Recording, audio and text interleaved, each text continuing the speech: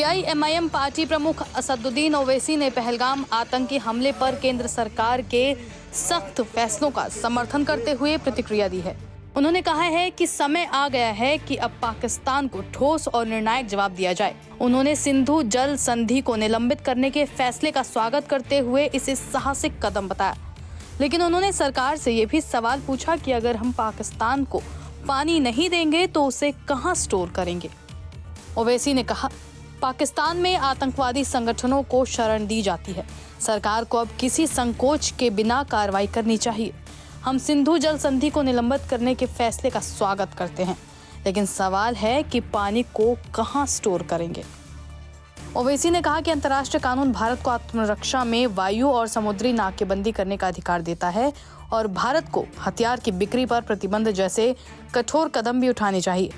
हालांकि इस दौरान ओवैसी ने बैसन घाटी के मैदान में सीआरपीएफ की अनुपस्थिति और क्यूआरटी के 1 घंटे की देरी से पहुंचने पर सवाल उठाए।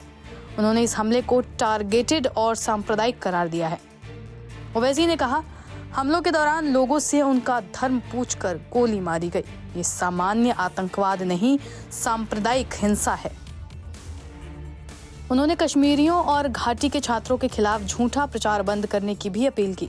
साथ ही जोर देकर कहा कि आतंकवादियों की कड़ी निंदा जरूरी है, लेकिन निर्दोष लोगों को निशाना बनाना सही नहीं। मैंने ये कहा है कि यूनाइटेड नेशन सिक्योरिटी काउंसिल का रेजोल्यूशन है 1373, उसमें ये खास तौर से कहा गया है कि कोई स्टेट क्रिमिनलाइजेशन को फाइनेंस ना करे और किसी भी तरीके से टेररिज्म को सपोर्ट ना करे, सेफ हेवन ना दे। तो पाकिस्तान बरसों से इस रेजोल्यूशन 1373 का वायलेशन कर रहा है। दूसरा, अगर आप यूनाइटेड नेशन का आर्टिकल 51 पढ़ेंगे, ये हम किसी स्टेट को दूसरे स्टेट के खिलाफ सेल्फ डिफेंस में एक्शन लेने का इख्तियार देता है और उसमें एक वर्ड है बेलिजेंट रिप्राइजल्स, इसको हम इस्तेमाल करना चाहिए, मैंने कहा। और तीसरा ये कि हमारे संविधान में आर्टिकल 355 है जो ये कहता है कि यूनियन पर एक ड्यूटी है एक्सटर्नल एग्रेशन से स्टेट्स को बचाने के लिए। तो ये तीनों चीजें हैं सरकार के सामने और वो जो मुनासिब समझते हैं इन टेररिस्ट ग्रुप के खिलाफ, जिस देश में इन टेररिस्ट ग्रुप को पनाह दी जा रही है, मदद दी जा रही है, उनको कोई ताकत दी जा रही है, उनके खिलाफ एक्शन ले सकते हैं। चौथी बात यह है कि इंटरनेशनल लॉ इस बात की इजाजत देता है कि हम नेवल और एयर ब्लॉकेट करें पाकिस्तान के सेल्फ डिफेंस में और सैंक्शंस लगाए पाकिस्तान के ऊपर, खास तौर से आर्म्स सेल्स में। इसके बाद मैंने ये कहा कि वहां पर मेडोज में आखिर क्यों सीआरपीएफ नहीं थी वहां पर, क्योंकि मैंने पूछा है कि जनवरी में सीआरपीएफ के 2 यूनिट को हटा लिया गया था वहां से। उसी सिलसिले में मैंने ये भी पूछा कि क्विक रिएक्शन टीम को 1 घंटा लगा ऊपर पहुंचने के लिए, जब तक ये पूरे शयातीन, ये तमाम जालिम लोग वहां पर मजहब पूछकर गोली मारते रहे। और 2000 में वहां पर एक नुनवान कैंप है पहलगाम में, वहां पर भी 30 यात्रियों को मारा गया था और उसमें एक कमेटी बनाई गई थी लेफ्टिनेंट जनरल जेएस मुखर्जी की, उसका रिपोर्ट का क्या हुआ। तो ये सब बातें हमने कही हैं और हम उम्मीद करते हैं कि साथ ही साथ मैंने ये भी कहा कि कश्मीरियों के खिलाफ और कश्मीरी स्टूडेंट्स के खिलाफ जो झूठा प्रोपेगेंडा किया जा रहा है वो रुकना चाहिए। और अगर लोग सोशल मीडिया में या टीवी चैनल के कोई एंकर्स हैं, ये भी मैंने कहा, अगर वो हिंदू मुसलमान नफरत में इजाफा करेंगे तो वो लश्कर तैयबा मुस्कुराएगा उनके ऊपर, पाकिस्तान मुस्कुराएगा उनके ऊपर। आप इस तरह से किसी एक समुदाय को जो इस बाइज्जत इस मुल्क के शहरी हैं और मुसलमानों का इससे कोई ताल्लुक है ना कभी रहेगा, यकीनन हम मान रहे कि इन दहशतगर्दों ने किसी का रिलीजन पूछकर उनकी जान ली, वो कंडेमनेबल है, मेरे पास तो अल्फाज भी नहीं है।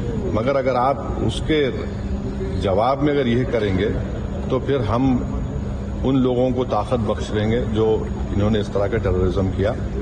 अब ये सरकार के ऊपर है और हमने इंडस वाटर ट्रीटी के बारे में कहा कि बहुत अच्छी चीज़ है कि हम नहीं बोल दिया, मगर आप बताइए हम पानी कहाँ रखेंगे?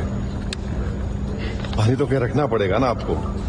तो और इसमें आप देखिए कि इंडस वाटर ट्रीटी में जो चिनाब का इलाका है वो पूरा पहाड़ी इलाके से पानी जाता है, जहलम का जो है वो जमीनी इलाके से जाता है, और वर्ल्ड बैंक इसका इंटरलॉक्यूटर है। तो इस पर हमने कहा कि इस पर देखने की जरूरत है और सरकार जो भी एक्शन लेगी हमारे देश के तमाम लोगों को उनकी जान और माल को बचाने के लिए, खासतौर से इस बुज़दिलाना वहशियाना दहशतगर्द हमले के बाद हम उसकी तायीद करेंगे। ये कोई सियासी मसला नहीं है, ये हमारा नेशनल मुफाद है, नेशनल इंटरेस्ट में है और हम उनके साथ खड़े रहेंगे। सर, ये आपने इंडस वाटर ट्रीटी पे बोला, तो क्या आप बोल रहे हैं कि ये एक्शन नहीं लेना चाहिए क्या? नहीं, मैं ये देखिए, आपने तो देखिए वर्ल्ड बैंक इंडिया और पाकिस्तान में बैठकर ये ट्रीटी करवाया, वो उसका इंटरलॉक्यूटर है।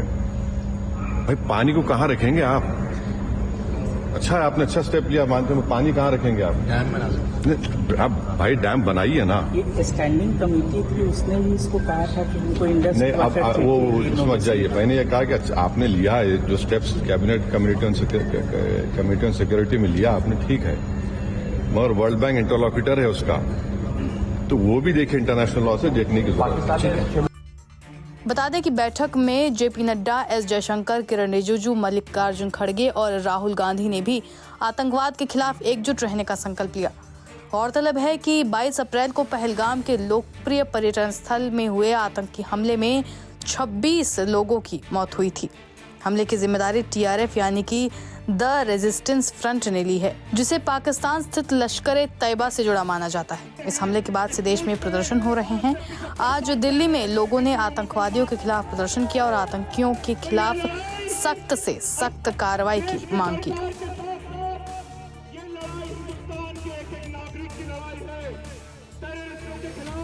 आतंकवादियों के खिलाफ, दहशतगर्दों के खिलाफ इन्होंने इस मुल्क का अमन, इस मुल्क का भाईचारा, इस मुल्क का रोजगार, इस मुल्क की शांति को छीनने का काम करा है। कश्मीर के अंदर किस तरीके से फिर से खुशहालियां आई थी, किस तरीके से कश्मीरियों के कारोबार उठे थे, फिर से रौनक आई थी, पूरी दुनिया कश्मीर की रौनकें देखने जा रही थी। और सीजन अभी स्टार्ट भी नहीं हुआ, दहशतगर्दों ने फिर से कश्मीर को जमीन पे पलट के रख दिया, फिर से जमीन पीछे कर दिया और बेकसूर जोड़ों को जिनका कोई लेना देना नहीं, हमारे टूरिस्ट नागरिक जो हिंदू भी थे,